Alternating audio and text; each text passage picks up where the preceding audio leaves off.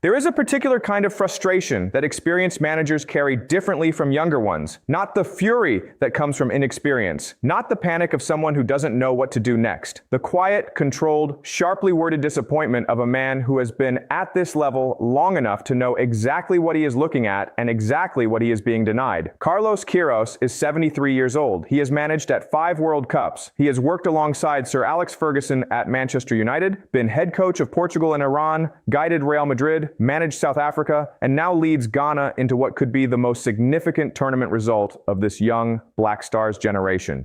He has seen it all. He has lived through officiating controversies across 4 decades of football at the highest level. When he walked into the post-match press conference after Ghana's goalless draw with England in Foxborough, Massachusetts on Tuesday evening, he looked directly at a FIFA official sitting in the room, and then he said this: "I'm not sure V is still working in the World Cup. We still have V.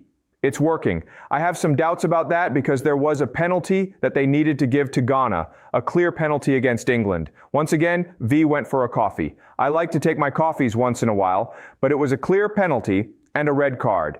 Do you have any doubts about that?" And then, looking around the room at the assembled journalists, he added something that said even more than the criticism itself.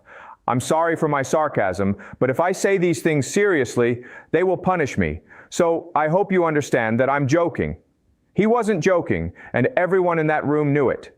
So, what's really happening here? And why has a goalless draw in Massachusetts, a game that England dominated with 79% possession, the highest figure by any team failing to score at a World Cup in 60 years, turned into one of the most significant officiating controversies of this entire tournament? Let's start with the specific incidents, because this is not a case of a manager venting after a result that didn't go his way. This is a case of 2 separate moments in the same match, both involving England players, both going unpunished, both generating post-match agreement from former professionals that something was missed, and both happening with the V system active, staffed, and theoretically watching.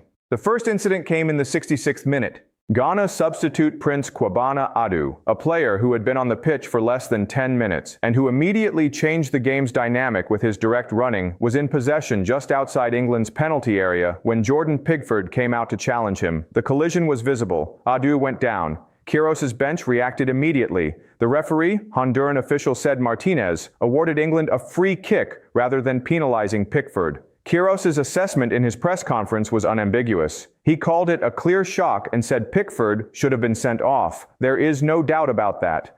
The second incident was the one that truly ignited the controversy. 13 minutes later, in the 79th minute, Adu broke into the England penalty area in what appeared to be a clear goal-scoring opportunity. Ezri Konsa, the Aston Villa centre-back, lunged in from behind. He did not get the ball. He got the man. The contact was clear on the replays available to the millions watching. A penalty was not given. A red card was not shown. V reviewed it, or was supposed to review it, and found no grounds to intervene in either case. The former England striker Wayne Rooney, watching from the broadcast gantry, was among those who said Kansa took a huge risk and got the man rather than the ball. Wayne Rooney, an England legend, saying publicly that England's defender was fortunate not to concede a penalty that would have significantly changed the match. That is not a partisan assessment. That is an experienced professional read on a moment in real time from someone with no interest in favoring Ghana. The V official in the room, responsible for reviewing both incidents from the Technology Center, was an American named Armando Villarreal. The on-field referee, Ced Martinez of Honduras, was making his first career appearance overseeing a match involving either England or any African national team. Those credentials are not criticisms in themselves. Referees have to have firsts, and Martinez arrived with a growing reputation within CONCA football, having officiated Gold Cup finals and Nations League finals. But the combination of limited familiarity with both competing nations, 2 disputed moments, and a VR review that found nothing worth intervening on, in either case, has placed those officials at the center of a conversation that is now much larger than a single match. Here's the interesting part. Because Kroos's coffee joke has landed in a specific context at this tournament that gives it a weight it might not have carried elsewhere. This is not the first VAR controversy of the 2026 World Cup. It is not even the third. The Switzerland against Qatar decision in the opening week, where the decisive visual evidence was never shown publicly. The Argentina against Algeria match, where Messi escaped a card for a challenge that experienced analysts, including Netamua, said should have been a red. Algeria's subsequent formal complaint filed with FIFA in Zurich. And now England against Ghana, with 2 incidents in 13 minutes, both going England's way, both involving their opponent's most dangerous player in the second half. The pattern across these controversies is the same pattern Crow identified with his sarcasm. Decisions that benefit the bigger, more commercially prominent nation. Decisions that VAR reviews and finds acceptable. Decisions that the football world looks at and says with varying degrees of politeness, that doesn't look right. Kroos knows exactly how the system works. He knows that if he says the things he said seriously, rather than wrapped in sarcasm, he risks a fine from FIFA's disciplinary process. He told the room as much directly. His framing of his criticism as a joke was not a retreat from what he was saying. It was a precise calibration of how to say it without opening a formal disciplinary case against himself. He is 73 years old and has been to 5 World Cups. He has learned where the lines are, and he put his criticism right up to those lines, dressed it in a coffee metaphor, and made sure every journalist in that room understood exactly what he meant. Now think about what England's perspective on this match looks like. Because fairness requires both sides to be represented. Thomas Tuchel, speaking afterwards, acknowledged his team lacked a cutting edge and admitted the group was difficult. He said the players tried everything and played with the right energy while hoping the fans don't lose belief. England had 19 attempts on goal. They had 1.36 expected goals. They created chances that on another night would have produced a result. Jude Bellingham, who had his own confrontation with Kroos at halftime after a heavy challenge on Ghana's Jerome Opoku, said the altercation was nothing but competitive edge. He acknowledged making a silly tackle and said he and Kroos had good mutual respect. Bellingham's halftime confrontation with Kroos adds its own texture to the evening. The Ghana manager explained that Bellingham used a bad word, one not in the book of life, as Kroos put it, after the Ghana bench had protested the challenge. Bellingham said he recognized Kroos from his time at Manchester United and characterized the exchange as purely competitive. Neither man escalated it, but the fact that it happened at all on the same night as 2 disputed penalty decisions and the VAR coffee press conference makes England versus Ghana the richest single-match story of this tournament's second week. Here is the bigger issue that Queiroz's words, however lightly delivered, actually point toward.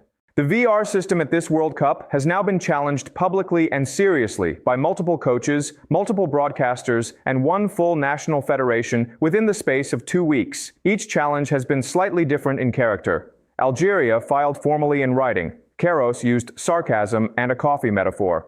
The pundits watching Argentina versus Algeria spoke directly to camera. But the underlying claim across all of them is the same. The system is not being applied consistently, and the inconsistency tends to benefit certain teams over others. That is a serious allegation, and it is not one that dismissing Queiroz's tone as sarcastic or his manner as theatrical resolves. He is not an inexperienced manager making excuses. He is a man with 50 years of football at the highest level, 5 World Cup cycles of experience, and a clear view of what he saw on the pitch in Foxborough. He said it as carefully as a man can say something while also making clear he knows the rules of what he's allowed to say. The coffee metaphor was not the story.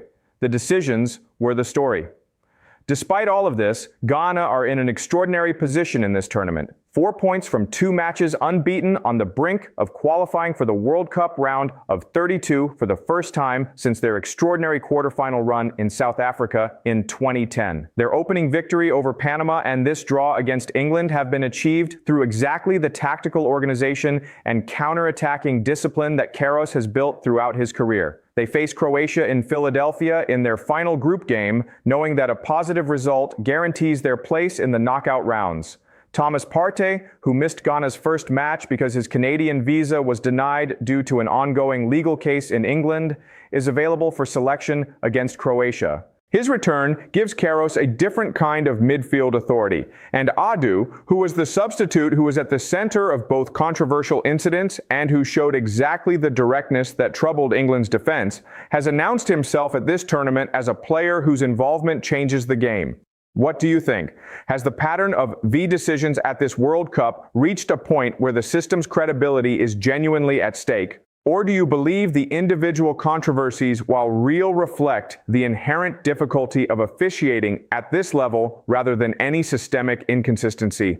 And the question that matters most coming out of Foxborough, when Carlos Queiroz looked at a FIFA official in that press conference room and asked in front of the world's football media whether V was still working, and then said he was joking because otherwise they would punish him. Does that feel like a man making light of a difficult evening?